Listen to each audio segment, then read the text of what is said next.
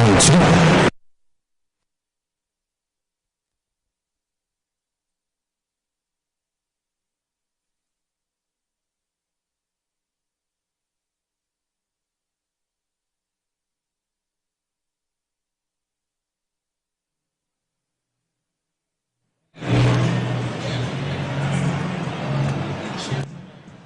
One, two. One,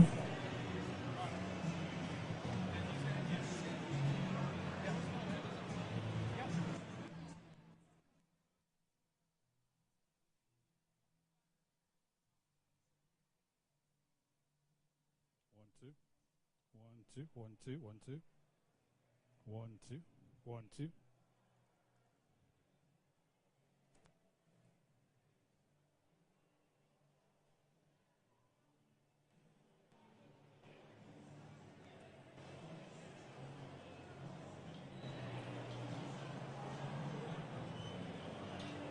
One, two, one, two. That's a little hot.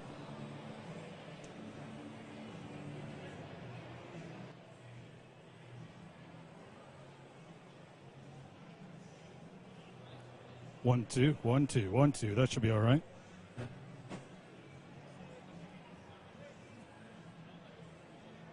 You won't hear anything until we get started now.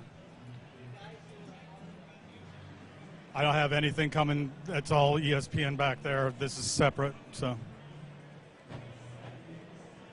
Okay.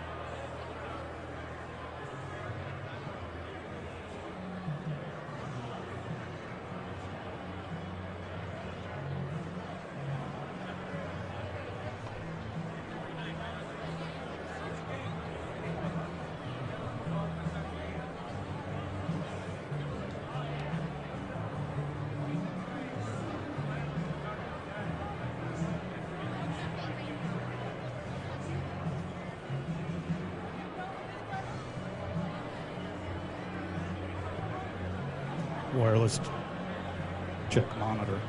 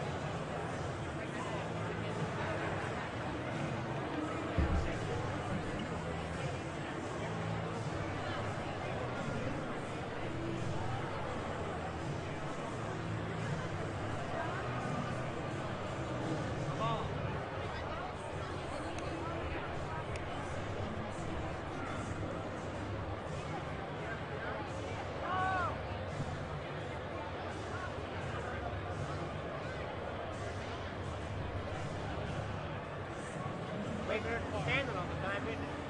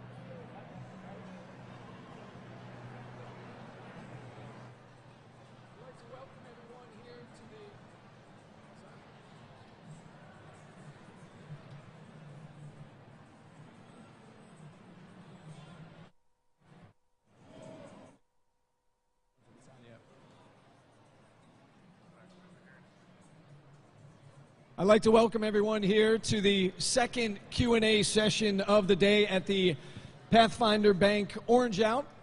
I'm News Channel 9 Sports Director Stephen Fonte. I also host Orange Nation from 12 to 2 every day on ESPN Radio Syracuse. Pleased to be joined by Daniel Baldwin. And we have four SU legends up here who need no introduction, but I'm going to introduce them anyway. To my left, we've got the all-time leader in block shots in Syracuse University history, Atan Thomas. To my right, the chair that is not occupied right now will be occupied by the all-time assist leader in Syracuse University history. Sherm Douglas will join us momentarily. Next to Sherman, we've got Roosevelt Bowie, who started 118 career games. Every game he played at Syracuse, he started. He's second all-time in block shots at SU. And then to Daniel Baldwin's right, we have the all-time leading scorer in Syracuse University history, the all-time leading scorer in Big East history, Lawrence Moten. Welcome, gentlemen. So we've got Jordan, who's roaming around with a microphone. He's holding his hand up right now. If you have a question for any of the players, just find Jordan. We'll let you fire away with your questions. I have a question to start. And Lawrence, we'll start with you, and we'll come down the line here. Just bring everybody up to date with what's going on in your lives these days.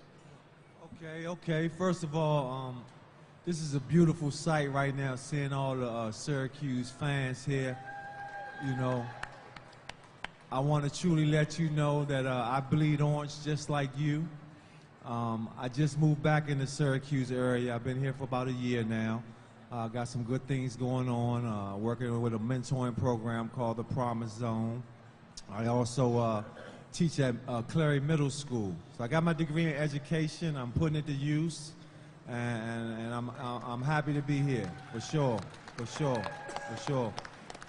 You know, my mother told me one thing, you know, when I first got here to Syracuse, you know, my mother made it very important. She told me this, and it stuck with me to this day. May she rest in peace. And my mother said, baby, when you come to Syracuse, just don't stay up there on that hill. Get to know the people in the town. And I was blessed to do that, and I appreciate the love you guys are giving me, for sure. Roosevelt. Hello, everyone. I was so blessed to come here to play at Syracuse University. Everybody thinks I made a fantastic choice to come here. In actuality, Coach Boeheim became the head coach of Syracuse University. I got off the school bus. My coach met me with the newspaper, said, your buddy's the head coach. We walked through the school. I called Coach Boeheim, said I wanted to come there. The next day he came, I signed, and the rest is history. And I have to tell you, the most incredible thing for me was after I finished playing at Syracuse, 2 weeks after I graduated, I moved out of my apartment, and I was on the Adriatic in Italy playing there in shock. And I ended up staying there for the next 16 years. And then I won the Vic Hansen Award, and I came back to get it. And I said, you know what, I've been gone for almost 20 years. I really appreciate it, but nobody's going to remember. I mean, I'm just going to come back and get the award and just kind of walk off. And I came to the event, and I opened the door, and there were 800 people there, and you would have thought I left yesterday. And that's when I knew I went to the right school. And Atan, how about you? Bring everybody up to date on what you're up to these days. Oh, well, first of all, it's such a blessing to be here. You know, I have my son with me. He's over there shooting hoops. And he asked me, he was like, man, they show you a lot of love out here. Is that how it always is? And I was like, yeah, well, Syracuse fans are special. And, you know, this is just really a special place. I mean, I'll be anywhere. I'll be in Texas or California or London, and then somebody, you know, I'll see them in the distance, and they'll say, hey, Cuse in the house. You know what I mean? From across the airport, and this is just a special place. So it's always great to be back, and I'm really enjoying this entire atmosphere.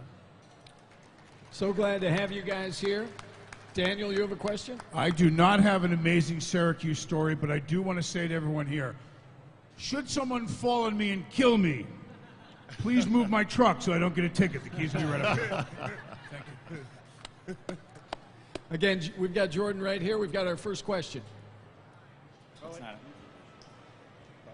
Yeah, I'm Tom from Liverpool. I'd like to ask all the guys on the stage here, what was the final decision-making process to actually come to Syracuse? Was there one thing that was said or done that said, you know what, I'm convinced, the heck with the other schools that are recruiting me, I'm coming to Syracuse? Absolutely, absolutely.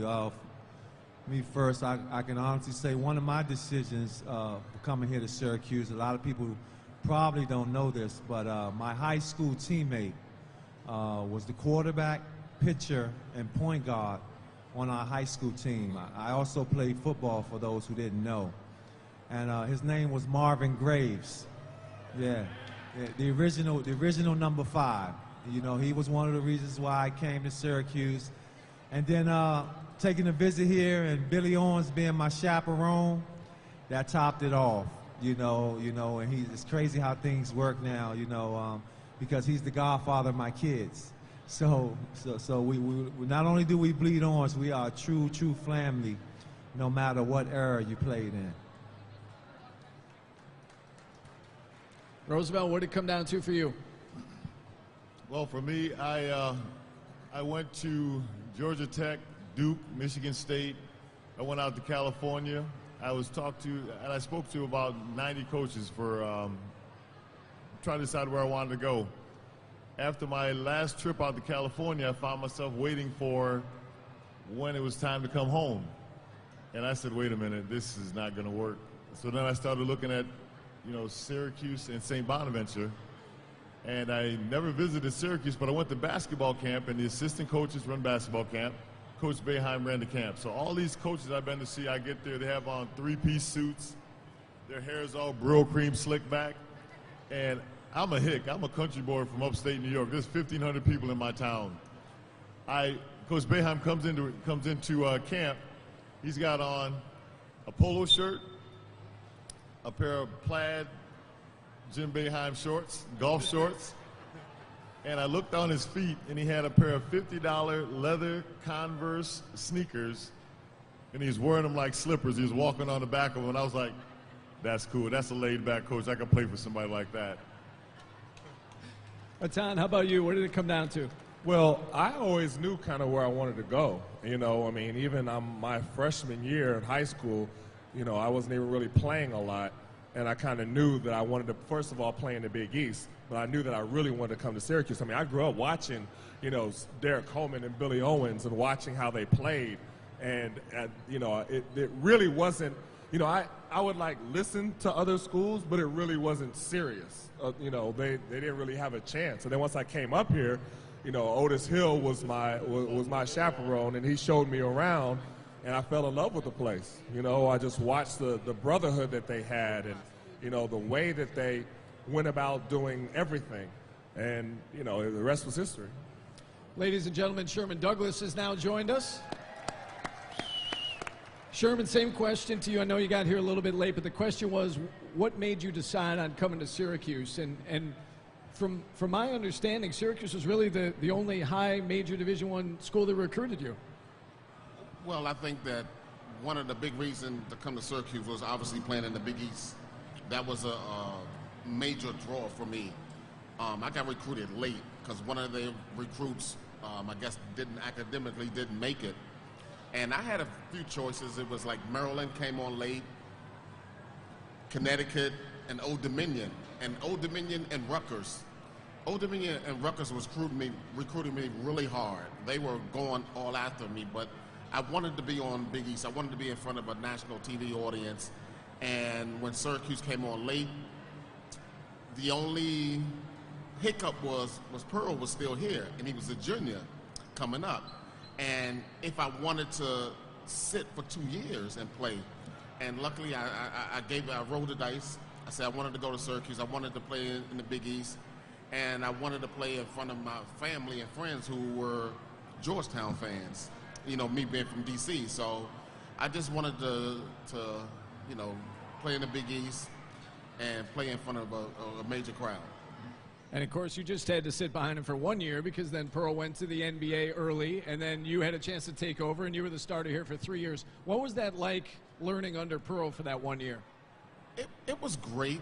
It was tremendous just watching him play, trying to push him to be a better player. He pushing me to be the better player. But obviously what made my experience great was just playing with great players.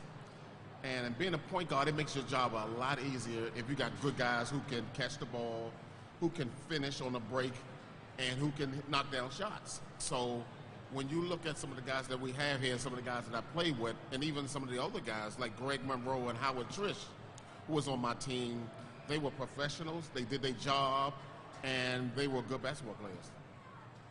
Sherm, I got a question for you. Sure. I know that Patrick Ewing used to tell me that when he played for Georgetown against BC, because he grew up in Boston but chose not to go there, that fueled him a little bit extra when he played BC. When you played at Syracuse, when you played Georgetown because you came out of that town, right, did that fuel you harder? You know what? I think what fueled me harder was it was a conference game. And I learned a long time ago is you got to take every team at its best. You got to give it your best, because if you don't give it your best, Boston College can beat you, Connecticut can beat you. And obviously I played against some of the guys from Georgetown in the DC area, and I knew them, so I wasn't afraid of them. I knew they had this reputation of being mean in Georgetown. It was actually more to my family and friends than what it was to me. Jordan, we've got another question here. Yeah, it's Tom from Liverpool again. I just want to know if there was one player, can't be a Syracuse player though, that you guys played against during your career that you really admired and would have wished that they possibly could have been on Syracuse and you could have played with them. But they have to be a player that you played against, like in your era. You know, I liked, I don't know if y'all remember him, but little point guard Shaheen Holloway. He played for Seton Hall. So, you know, I played with him AAU. And, you know, every time he came down, all he did was just pass me the ball. He didn't really want to shoot. He just wanted to pass the ball all the time to the big man. And, of course, any big man's going to love that. But I think he was a great player. He didn't play on a great team when he was at Seton Hall, but he's somebody I'd put in that category. Okay, I would probably say my guy Ray Allen, who I admire. You know, we had some tough battles, and you know, tremendous player. You know, even better person. So I would have definitely loved to play with Ray Allen. It'd been probably hard to get a lot of shots up because we both love to shoot the ball. But yeah, Ray Allen for sure. I would have to say Larry Bird. I think I could have helped him. I've got an answer for you. For those of you youngsters out here that don't know, I played at Syracuse, but I started playing basketball when I was 14. I did a little bit of wrestling. I think I'm the world-class fisherman in my mind. And so when I came to Syracuse and started learning about basketball, everything I know about basketball came from Syracuse people. I never wanted to play with anybody else, and I still don't want to. Sure, how about you? Well, one of the guys that I really respect when I was playing against was Billy Donovan. That Providence team, because they came to play hard night in and night out. And Coach Pitino had them playing hard. They picked up 94 feet. And Billy Donovan had a nice crossover and a nice jump shot, and he played hard. The whole team just played hard, and they even beat Georgetown to get to the Final Four. We played against them in the Final Four. But I always just respected the way he played the game, the way he motivated his teammates. And notice none of these guys mentioned a Georgetown player. That doesn't surprise me even a little bit. Jordan, we've got another question. First of all, I want to thank you guys for being here. Smooth as silk, Roosevelt, Louis boy, you know, Eton, for what you're doing now, man, we thank you. This question is for you, though, Sherman. You mentioned when you got here that Pearl was already here. I remember that you were a freshman coming off the bench, and you said one time that you were going to be the Duncanest freshman in the Big East. What inspired that? Say that. I'm sorry. Say that again. You said you were going to become the Duncanest freshman in the Big East. What inspired that?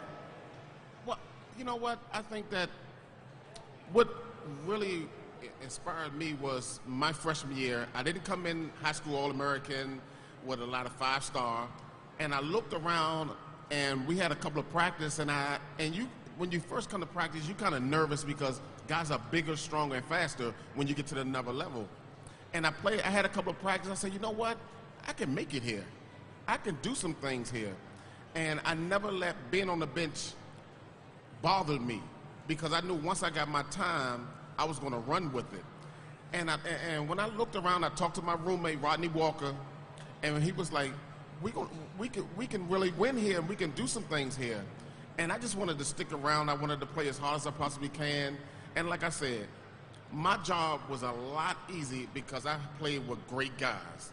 And when you could play with Dirk Holman, Ronnie Cycli, Stephen Thompson, those guys could finish. So my job was just going down, just passing the ball. As long as I could break my teammate down and give them the ball, they could finish. All right, again, if you have another question, we've got Jordan right here with the microphone. Just seek him out, and you can ask a question of one of our legends here. Special thank you today to Apex Entertainment for sponsoring our stage, our friends at SRC for sponsoring this Q&A. Be sure to stop over to shoot some hoops with the legends after the Q&A wraps up.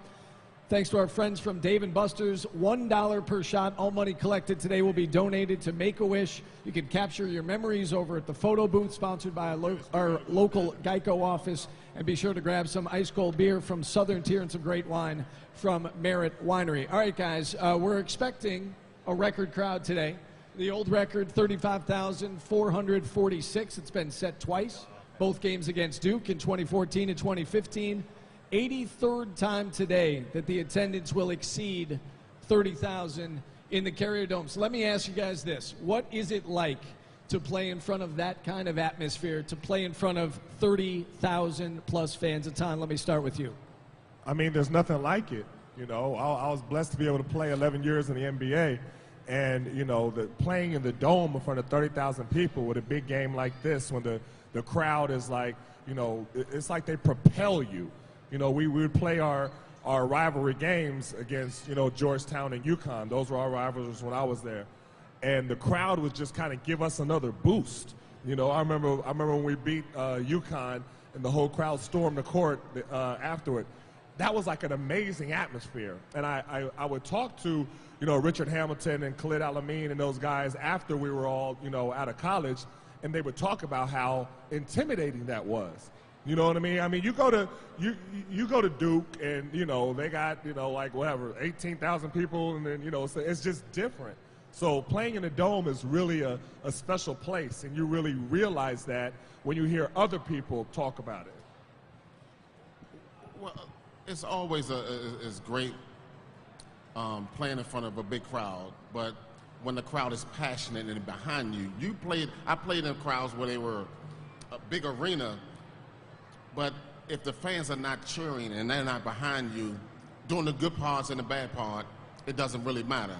So once you step on the court, it's between you two guys. But the fans, I mean, it's always nice to get support from the fans. It's always nice to get support from the community. And we saw that even when the students was on break, we still got 30,000.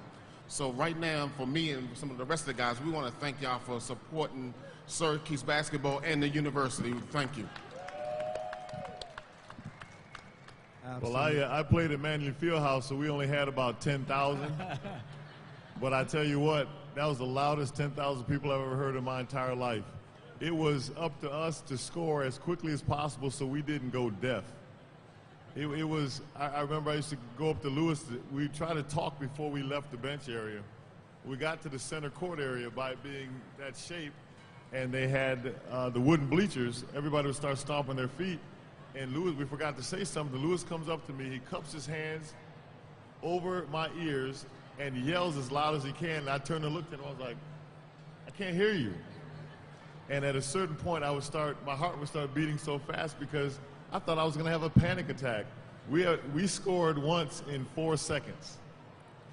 The jump ball goes up. I tell Lewis. Lewis asks me to tip the ball to his outside hand. I tip the ball to Lewis, and Lewis tells Eric Sanford, he says, Eric, when Roosevelt jumps, I want you to put your head down and sprint to the three-point line. So I tipped the ball. Lewis didn't even catch it. He jumped up in the air, and he patted it over his head, and Eric Sanford caught it and dunked it. That was his first college basket, and he scored in like 4 seconds. And I was like, thank you, Jesus, now I can hear. All right, yeah, Carrier Dome, one of the greatest sports arenas on the East Coast for sure. You know, great memories there when I was playing. You know, one of the things I used to do is crazy because every time I walked in the Carrier Dome, it was like walking into my house. You know, and I felt like all of you fans were, you know, my friends and family, and it was my job to play well for you guys. So you gave me the inspiration to do what I do, and I truly appreciate you for that. You know, I'll never forget my freshman year walking outside of the dome, and Dave Johnson came to me while I was in the locker room, my teammate on my freshman year, and he was like, "This is crazy, Mo, this is crazy." And I'm like, "What are you talking about?" He said, "You need to go out there and look, man. I've been here for 4 years, and I don't have what you have." So I go out under the tunnel, and I look up in section 315, 303, and I saw the sign Lawrence Poetry in Moton. And it was just my job to play well for you guys. Thank you for that.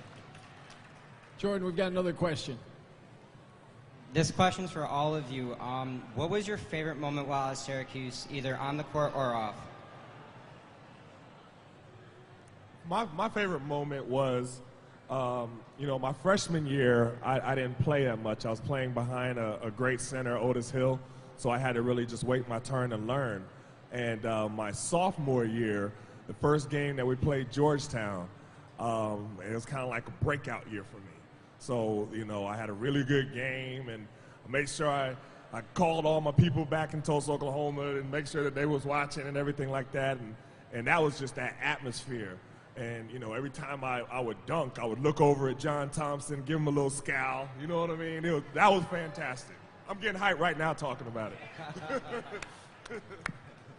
One of my definitely favorite moment was getting to the Final Four and winning that game against North Carolina in New Jersey. And that was like, oh, you know, we can win the championship. I was very excited about that, going to New Orleans and playing. And actually one of my proudest moments for the fans is even when we lost to Indiana by 1 point, the fans still showed up at the airport. They still supported us. It was a heartbreaking loss, but they were still behind us. So both of those moments, it was sad and good, but it was happy for me that you still had the fans behind us. You know, it's pretty interesting because I remember my senior year, we won 19 games in a row. Then we were ranked number 2 in the country, and we went to play the number 1 team, Purdue, with Joe Barry Carroll at their place. And we went there. Joe Barry Carroll goes to take his first shot, and Brendan Malone had prepared me. He takes a shot, and I go up and I block it. I get called for goaltending, but it was a good block. They showed it on instant replay time and time again. But the thing that cracked me up is Coach Boeheim jumped up and he grabbed his jacket like he was going to rip it off. And Purdue has a raised court, and he forgot. And he stood up, and he sprained his ankle so bad. By the time we got back to Syracuse, he could hardly walk. And the second one was when I really realized how special Syracuse was. Our senior year, Lewis and I are both, you know, we're doing the best that we can. It's going into the season. We go down to play, I think it was at maybe Temple, and that game I scored 36 points. Lewis had no points and 14 assists to me. And I just, after that game, I turned and I looked at him, and he said, Rose, there'll be there's enough time for me to score. And we won by, I don't know, 3 or 4 points. He said, we needed that win. I did what I had to do to get the win. And I said, you know what? That's deep. I'm going to jump back to the last question because I've been sitting up here thinking for a little bit. And to my knowledge, I have never missed a shot in my entire career during the noise in any stadium, college or pro. Thank you. Lawrence, how about you? Favorite moment? Favorite moment for me, for sure, was the third game of my freshman year. I found out I was starting for the first time. We were playing in the ACC Big East Challenge against Florida State down at the Omni in Atlanta. And they had three great players, Bob Sir, Sam Cassell, Doug Edwards, Rodney Dobart. They had a very good team, and they was expected to beat us really bad. So I go in the locker room, and Coach Boeheim used to write, you know, who was starting and who would they be checking. And I saw my name as a starter. Adrian Autry had sprained his ankle, so they were looking for somebody to start. And I saw my name on the starting lineup. So the first thing I did was, Coach will give you time to, you know, get your thoughts together so you could do whatever you wanted to do. I left the locker room and I went looking for a payphone. It was a TV game, matter of fact. And I went looking for a payphone, and I remember calling my mother, Collect. She accepted, and I told her, I said, Mom, I'm starting. And I'll never forget the scream. She screamed so loud, oh, baby, this is beautiful, this is beautiful. And she said, baby, I'm going to tell you one thing. I said, what, Mom? Give it to me. She said, don't give it back. And I never gave the starting position back, and I became the all-time leading scorer in school's history. So that was truly, truly, truly a great moment. And we won 92-72. It's a great story. Let's get another question from the audience. How you doing? It's great to see all you guys back here. My question is for Sherman. I know you had a ton of assists, but do you consider the football hike one against Indiana the best one you ever had at Syracuse? Say that again? The assist you had against Indiana when you football hiked it between your legs, do you consider that your best assist in Syracuse? Whoa. You have a lot to choose from. Yes, that's probably my most famous one, but I just think that anytime you can help your teammate out and give them the ball and they can score, it's two things. It makes your team better, and it makes him better. And it makes him want to play harder. And I know as a big guy, and one thing, you know, you just talk about how Lewis gave him 14 assists and he didn't score. One thing I know when I was young, when I was playing with a big guy, is if you keep feeding the ball, he keep rebounding for you. He keep rebounding for your team. He keep playing, and he blocking shots. So everybody has to be on the same page. And you can't be out there just trying to score points all by yourself, Lawrence. You have to get everybody else involved in the game. He holds the single game record at Syracuse as well, 22 assists, of course, against Providence back in 1989. Sherm Douglas finished his career with 960 assists. Wow. Second place in school history is Jason Hart at 709. So he had more than 250 assists more than the next guy in line. Amazing. Let's get another question from the audience. Hi, thank you so much for being here today. It makes it easy to be a Syracuse fan when we have legends come back time and time again, so thank you. But my question for you is, can you tell us what your favorite Boeheim moment is? Absolutely, I can tell you. One of my favorite Boeheim moments would be, you know, he would diagram a play if anything went wrong, and he would get upset and he'd call a timeout. So he would get in the huddle and he would call a play, set up the diagram to play off the blackboard, off the board and everything. 1, 2, 3, cue. So we all break. And I used to love this, guys, ladies and gentlemen. He used to say, Lawrence, come here. I was like, what's up, coach? Just get a fucking bucket, son. I don't care how you do it. So that's what he used to say, Sherman. That's what he used to say. Yeah, funny.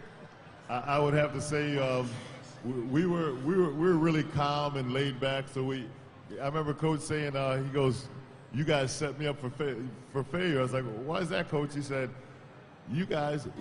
Coach Boeheim never yelled, ever. He never ever yelled at us. He said, "You guys set me up because I'd come in, tell you what to do, and I'd go sit up about 15 rows.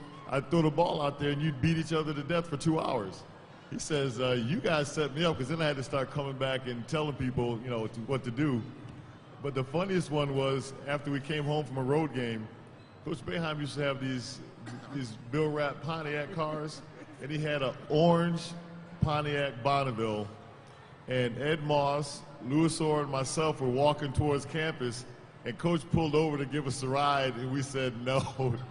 So we can't be seen. We can't be seen riding in your car, Coach.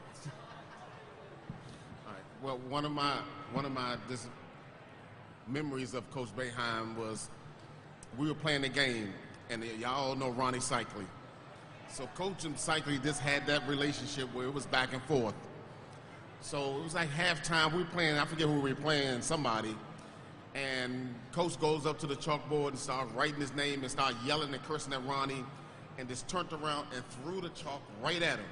And I was like, whoa, I've never seen nothing like this before, him in a relationship like this. So we played the next game, and I was sitting right next to Ronnie when this happened. So the next game we come up, and I just look at halftime, and Ronnie comes sitting next to me. And I looked at him, and I know he wasn't having a real good game. I just got up and left. And I was like, because he's not hitting me with no chalk again, because I know that they just had a relationship that was just back and forth, and just some of the things that he did at halftime was crazy. So one of my favorite memories was, you know, one of our rivals was UConn, and so we were playing in a game, and I got into a little tussle with Jake Voskuhl. Everybody remembers Jake Voskuhl? I got a little tussle with him. He shot me a little elbow, and then he dove on the ball for the loose ball. Well, I jumped on top of him and kind of put my elbow. We were in a little tussle, right? So everybody's kind of crowding around, and then Boeheim comes out, and then Boeheim is like, "Hey, you elbowed him first." I was like, "Yeah, coach." You know what I mean? And I never really saw Boeheim like get hyped like that before, and that was a Boeheim will have your back, and he'll get on you, he'll fuss at you and stuff like that. But when it comes down with something, he always has the player's back. So, all right, I have my favorite story. It happened this year. So Galaxy decides we're going to have a team to play in a charity game, and we all get to go up to the Mello Center, and we get to try out for who's going to be on the radio station team. And so Coach is up in the glass, and he's looking down. I just keep seeing him shaking his head, looking at me. And he comes walking down. He walks up to me on the court, and I'm just shooting around. He said, you know, I don't think if anything happens, we have insurance for you. And I looked at him, I said, Coach, I'm not in that bad a shape, and I have Screen Actors Guild insurance. If I hurt my knee, he goes, no, I'm not talking about that. I'm talking about if you drop dead because you're so fat and old, I don't know if we have insurance that's going to cover it. Let's get another question from the audience. Hi, I'm Jeff. I got a question for Sherman. Like, you've got lots of Syracuse memories that you shared. Can you share an NBA memory with another SU alum, maybe going against or even on the same team? You know, not another memory of going against anybody, because most of the guys that were in the league were taller or bigger than me. But I just know that probably one of the best things that ever happened to me was that I got drafted by Miami, and I did have Ronnie Cycli on the team with me. So, you know, me and Ronnie used to go out and get something to eat, and we'd always talk about what we did in school and all that, but it made my life a lot better going to having a familiar face on a team with me and playing with a young team. It was very exciting for me. All right, if we have any more questions in the audience, just find Jordan. I do want to get back to something that Ton said a moment ago. He said that, you know, for us, Georgetown and UConn were rivals. What do we make of this whole thing going on right now with Duke? Do you guys up here consider that a rivalry, or is it too early in terms of the existence of Syracuse and Duke? For me, and this is just my opinion, I don't think of it as a rivalry. You know, it's kind of early for that. You know, it might be a big game, but honestly, I'm still getting used to the ACC thing. So, you know, I still think of us as the Big East, and that's what I grew up watching, grew up admiring. So I'm not even all the way there with the ACC transition yet. So when somebody says, who's SU's rival, do you still say Georgetown? I still say Georgetown, and I hope they continue to schedule a game every year to play Georgetown, because there's just too much history there. You can't, like, just throw that all the way. You know, I don't want to go on a tangent here, but it's something special about that. And you look at ESPN did a good piece, which was the Requiem for the Big East, and you start looking at all the different history and of that rivalry. It's just not something you could just throw away. That's my opinion. I'm kind of the same with Ihsan. I think that the way you really look at it is everybody in the ACC is your rival because you want to beat them. You want to get to the top of the league. And technically, the only way it's sort of like we want to be Duke rivalry. In order for Duke to be our rivalry, is you got to kick their butt. That's plain and simple. If you beat them, sweep them, beat them 2 or 3 times a year, and then they start looking at you and take you serious and say, okay, we're going to have to come to play, then it's a rivalry. Then it's on. Now, I think as both my fellow alumni do, but I take it one step further. I haven't found a rivalry because anybody that walks into our home court we play against that wants to win, I'm already pissed off. So the best thing for you to do is not show up, then I would be happy with you. But if you come to the game, it's on and popping. I would say that 2 things are factors in a rivalry: the tradition of playing the team, and the tradition of the play of the games being a struggle. This is why the Georgetown franchise, along with Syracuse, was a rivalry, because we could beat them and they could beat us, and they're always hard-fought battles. The reason why I'll disagree with the panel and say Duke is because whenever a team can beat a number 1 or 2 multiple times over the course of a short amount of time, believe me, Duke's coming here wanting revenge against Syracuse. They do. We beat their ass here, we beat their ass down there, and we're about to beat their ass here again tonight. Lawrence, you can have the final word on this. I like that. Truthfully, there's no question that Georgetown-Syracuse will always be the strongest rivalry. And understand this, we're in the ACC now. We love our football, but we're in the ACC because of football. And it is what it is. Now we're starting a new rivalry, but it's no question in my mind, being a Washingtonian like my guy Sherman Douglas, Georgetown would definitely be one of the biggest rivalries. And people need to understand this. Syracuse has 3 guys from the Washington, D.C. area who are blessed to have their jerseys retired.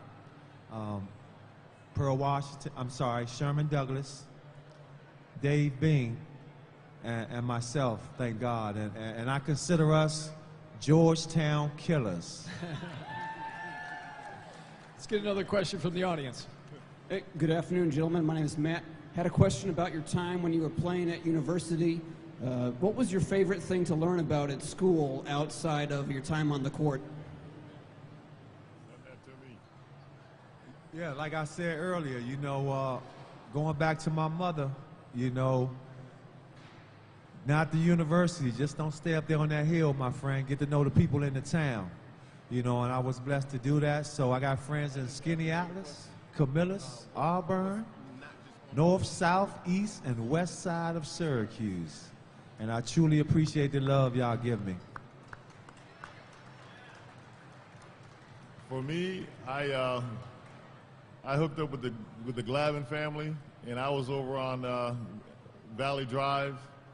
I used to do my shopping over there at the Green Hills, and what I found out that at Syracuse during the summertime, there's a lot of flowering trees around Syracuse, and I used to just go out, being the country boy that I am, and sit on the side of the hill with a blanket, just lay there and go like, man, nobody would ever believe that it even snows here during the summertime.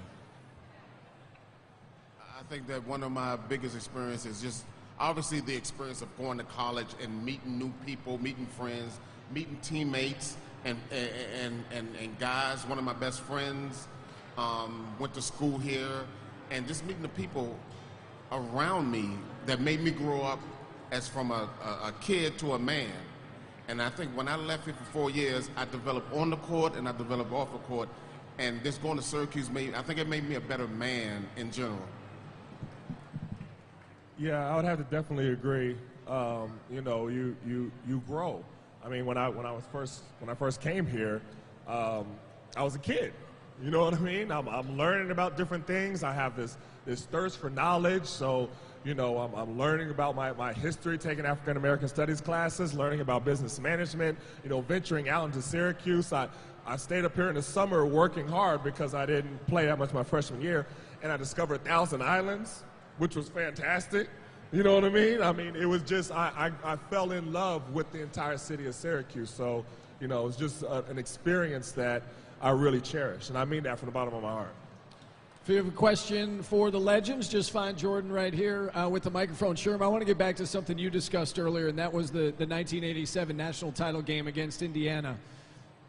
Looking back now, all these years removed from it, do you look back on it with positive feelings, or does it still hurt to think about that game and given the way that it ended? It was truly positive feeling for about 39 minutes.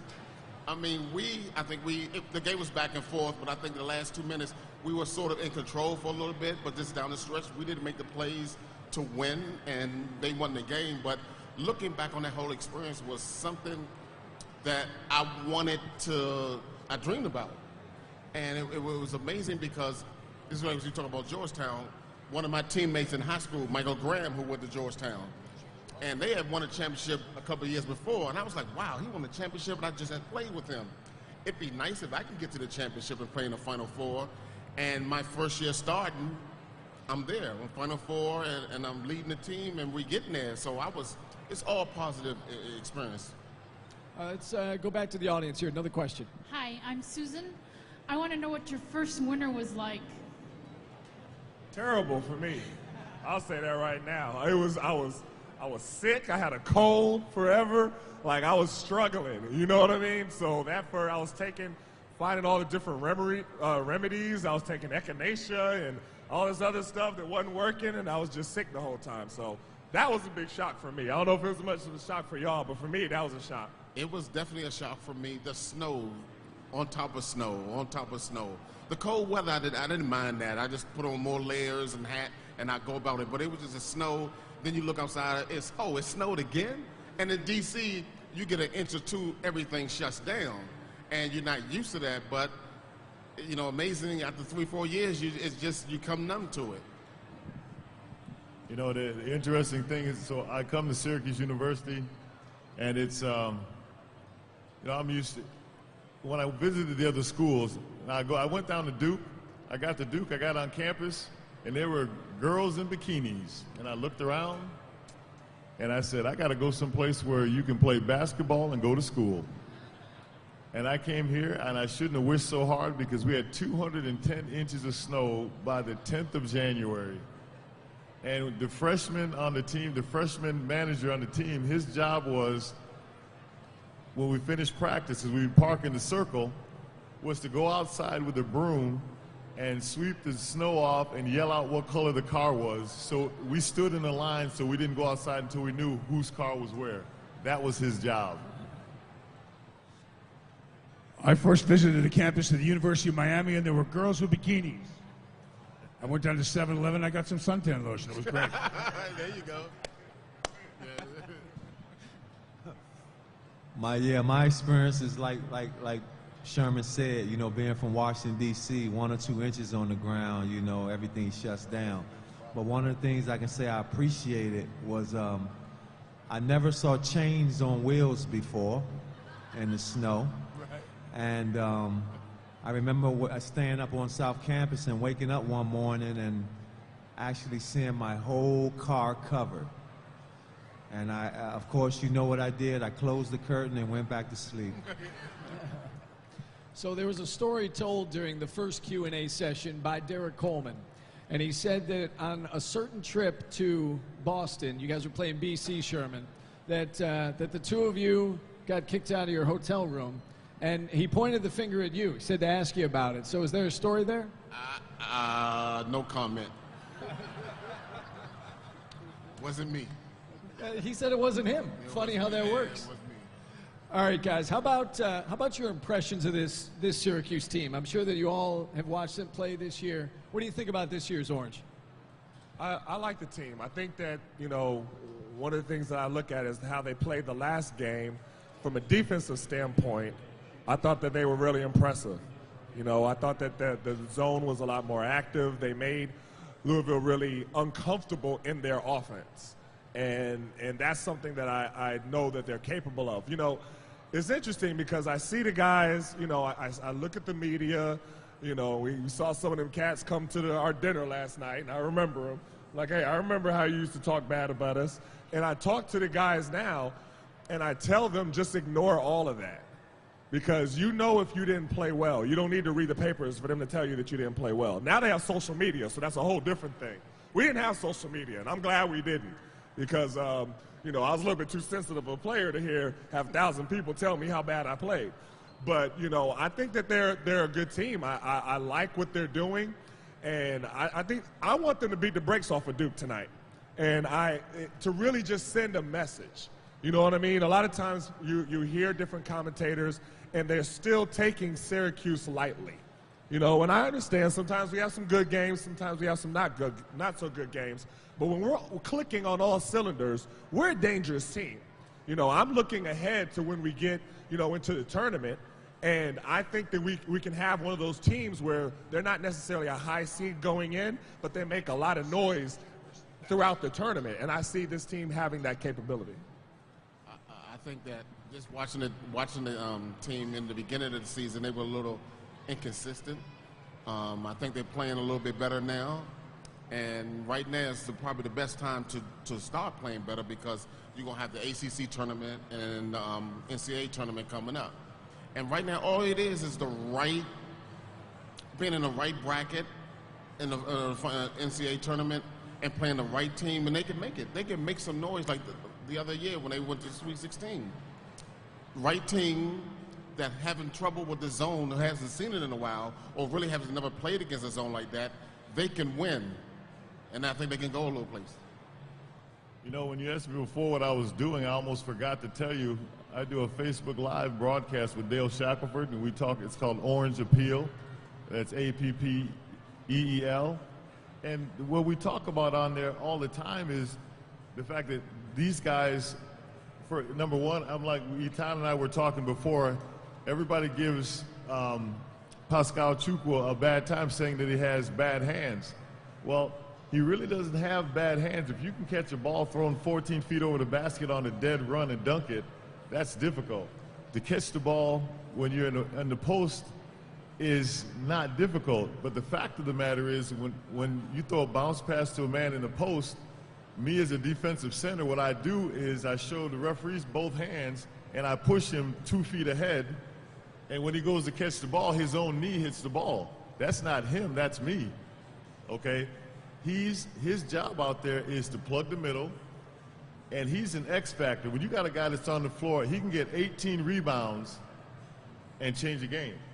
You know, it's up to him to stay focused on what he wants to do, and for everybody to just, you know, to support him, because like Etan said also, you know, when I read the articles in the magazines that they wrote about me, when I retired, I stacked them all up and I read them afterwards because I did not want to be that person that's like, hey, I'm Roosevelt Bowie, I can block everybody's shot, and I would just look at you and you miss your shot. That's not how I got there. I got there by doing the A's and B's, working hard, preparing myself. So this team, what I really like about them, I was trying to find an identity for them. And the identity that I see is there's not one person that has to carry them, but each individual person at some time during the game has to step up and do what they do. Pascal blocks shots. Pascal rebounds. Pascal just is 7'19". People come in there, they look at him, and they pass out, and they want to get rid of the ball. Then you have Marek Dolezaj, who weighs 110 pounds, but he'll step off the curb in front of a bus, and he'll do it time and time again. So Syracuse needs each one of these guys to do that. That's what they do. And Tyus Battle, when he's set to carry the team by himself, it's a tough job. He tries to do it, but that's not their best basketball. when he's just an addition to what everybody else is doing. And then you got Buddy Boeheim that comes in. He's just happy to be here. And I saw him during the summertime. It was a shoot-off, and it was Tyus Battle was on one team, and this other kid was on the other team. They're going back and forth. I'm like, man, Tyus is going to be great this year. Who's the other kid? He goes, oh, that's Buddy Boeheim. And I was like, what? He's 18? And I sent a note to Julie. I said, Julie, when your baby starts making shots, it's all over. Yep, absolutely. Well, my take on the whole thing is, in order for us to be successful, our big three is going to have to play well. And the big three is Tyus Battle, O'Shea Brissett, and I call them the Book of Eli, Elijah Hughes. You know, those three guys have to have solid 15 or more points every game in order for us to be successful. Everybody else will play their role. But in order for us to be successful, you know, those guys have to play well. I've noticed I'm a little bit of stickler. I feel like every good team has to have a bad guy, and we don't have a bad guy on this team. We don't have a guy who's like just an enforcer, a Roosevelt Bowie, a Derek Coleman, a John Wallace. Conrad McRae comes to mind, one of my teammates. So, you know, we're still looking for that. But, you know, as long as the big three plays well and we get in the tournament, you know, the sky's the limit, because there's either two things going to happen with Syracuse basketball in the tournament. It's either we're going to go far or we're going to lose early. All right, I'm told we've got about 5 minutes left, so if you're waiting to ask a question, now's the time to do it. Find Jordan right here. While we're waiting on a last question or two, gentlemen, Coach Boeheim obviously has given his life to Syracuse University. You look at his staff, it's Jerry McNamara, it's Adrian Autry, it's Alan Griffin, all guys who played for him and now have come back to coach there. You know, when I hear you guys talk about Syracuse basketball, I hear you talk about it being a family and a brotherhood. So this is for any of you who want to answer this. What does that family, what does that brotherhood mean to you? Oh, it's definitely something that is apparent. I mean, we were all at dinner last night, and the way that we were talking and the camaraderie that we all had is just something that's special. You know, one of the things about Syracuse guys, we can even play in different eras. Whenever we see each other, you know, out or anything like that, it's like we put our arms around each other like a big brother type of thing. You know, I see some of the younger guys now, you know, and I pull them to the side and I'll just talk to them the same way. You know, we mentioned Conrad McRae. You know, I remember my freshman year when I wasn't playing and, you know, kind of going through the freshman blues. You know, I remember Conrad coming up to me after a practice and talking to me, you know what I mean, encouraging me, telling me to keep working on everything, you know, keep my head up, be patient, all those good things. And that's what, you know, that's the brotherhood that we do for each other. So, you know, it's something that's special, and you don't have that everywhere. But the brotherhood that we have here at Syracuse is something that is a tradition. And, you know, we're passing that down to the younger generation of Syracuse players as well. Anybody else want to chime in on that? I want to say that I was not going to go to the game. I was going to watch it at home. And I changed my mind this week. The most exciting thing that I know it's going to be a great game. I think there's two factors for me from a playing standpoint. If Syracuse moves their feet in the zone and gets out against the three to defend it and moves a little faster than they have against some of the better teams. And number two, if we shoot 45% or so from the field, we're going to beat anybody in the country. We prove we could do that. But that's not why I'm going to the game. I'm going to the game because I can't wait for them to introduce Coach Boeheim. And I want to see the greatest roar, the greatest introduction, the greatest standing ovation in the history of this university tonight. Because of, as a family, very sadly, what we've been going through this week. So to be able to go to that game and show him, one of 35,000 people, how much I appreciate him, that's why I'm going. All right, we've got one last question from the audience. Yeah, I was just wondering if you could tell me, each of you guys on the stage, who was the most difficult player that you had to play against at your position? Well, in the pros, it's definitely Shaq. Not by far. But you know, especially my freshman year, I mean, the guys that were, you had Jahadi White at Georgetown, Danya Abrams at Boston College, Jason Lawson at Villanova, you know, Donald Foyle at Colgate. You know what I mean? Every single game was some big monster that I had to play against. So all of them. That's what I would say, all of them. I kind of agree with Eton. I think that one thing that I always remember growing up and then playing in college is if you don't respect your opponents, they all hard. If you don't look at him and saying, this guy's trying to kick my butt and I'm trying to kick his butt, you're in trouble. You have to be ready to play mentally and physically, ready to go against your opponent. If not, he can become difficult. And it's sort of like a boxing match. The longer you keep the guy around, all it takes is one punch to get you out of there. So I always looked at it as no matter who, this like I said, they talk about rivalry. Every team is your rivalry once you play in the ACC. And every opponent is a difficult opponent if you take him lightly. You know, it's kind of interesting. I came from the Rochester area out in the country, so I played against centers that were 6'3", 6'4". And they couldn't stop me, but then I had to run like a deer back and play to get back in front of them. So I always felt that for me, the toughest guy to play against was not a big 7-foot, 250-pound guy, because I said, I'll run him until he passes out. It was always the 6'8", 6'9" guy that was quite athletic and really strong. Those were guys that I would have to really use my head to play against. So it made no difference who it was. It wasn't the biggest guy. It was always the smaller, more athletic guy. I would have to say Jack Nicholson. He was very tough in the paint, very underestimated. Classic, man. I appreciate being next to this guy right now. You know, very, very charismatic. Very charismatic.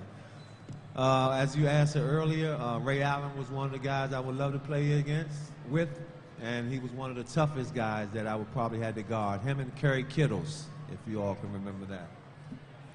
All right, so listen, for those of you who are sticking around, there's the watch party tonight at 6 o'clock. These guys will stick around for a little bit for autographs. You can shoot baskets, $1 a shot. Proceeds go to benefit the Make-A-Wish Foundation. Thanks so much for coming out. One final round of applause for our legends here today. And for those of you listening on the radio, Seth Goldberg coming up next on ESPN Radio Syracuse. Enjoy the game tonight, everybody. Go Orange.